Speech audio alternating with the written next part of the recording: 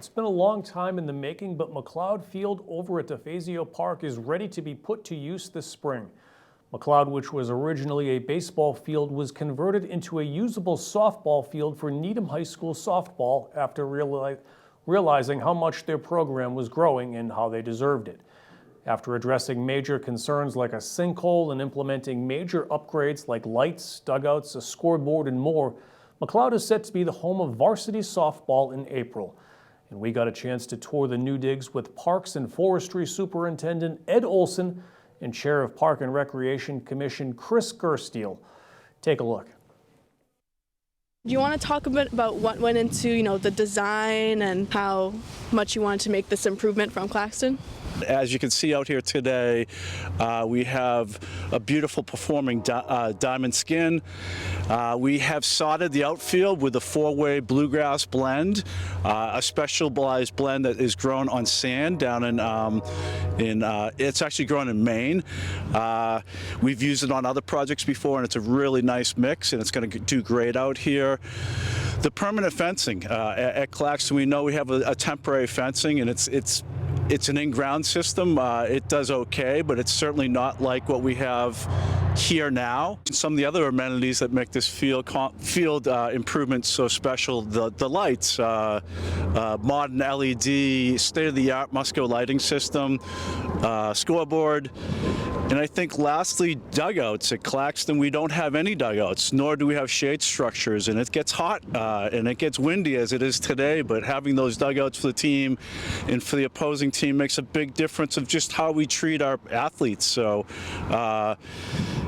really excited, and I think lastly is the netting system, the warm-up areas, the pitching warm-up and the batting warm-up. And then last, if we look out, many years ago we were gifted to the town by the lacrosse group a throwing wall, but that wall just wasn't finished as it is now. Now we have a nice artificial turf system out there, and it's really going to be another added value to this field. One of the other things that I know Ed loves to do is that not just doing one project, but kind of doing smaller minor projects while doing a big project.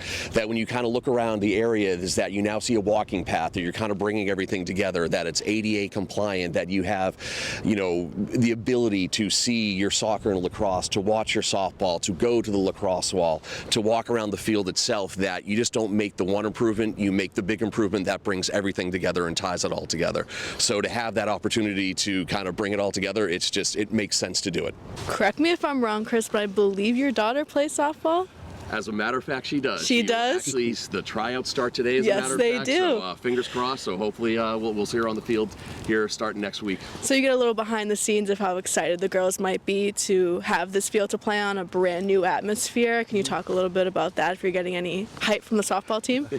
I think they're more energetic to get on the field than we are, as a matter of fact. When you have such a premier field like this with all the added extras like a scoreboard, there's going to be dugouts, there's going to be lights, an MC, or announcing system, that things that we would take for granted for, some of the other sports, that everyone deserves to kind of have that moment in the spotlight and that star on there. So just to give something back to everyone is great. I know that a lot of parents and players have driven by the field and just all say, we can't wait. It looks great. Just from looking at it from the outside, I can't wait to step on the field. So to kind of hear that camaraderie coming from the group right now, once we were able to open the fields, I think it's just going to be, a great accomplishment for what we can do here. So I'm hearing there's a ribbon cutting soon? As a matter of fact, we just got the high school schedule that we're looking at, slated to be Monday, April 8th will be the first home game for the varsity girls, that we plan on doing a ribbon cutting ceremony, because it's a field like this that deserves to have a ceremony like that. So we'll invite the crowd, start a little bit early, and just go through the pomp and circumstance that it deserves to have. We're super excited.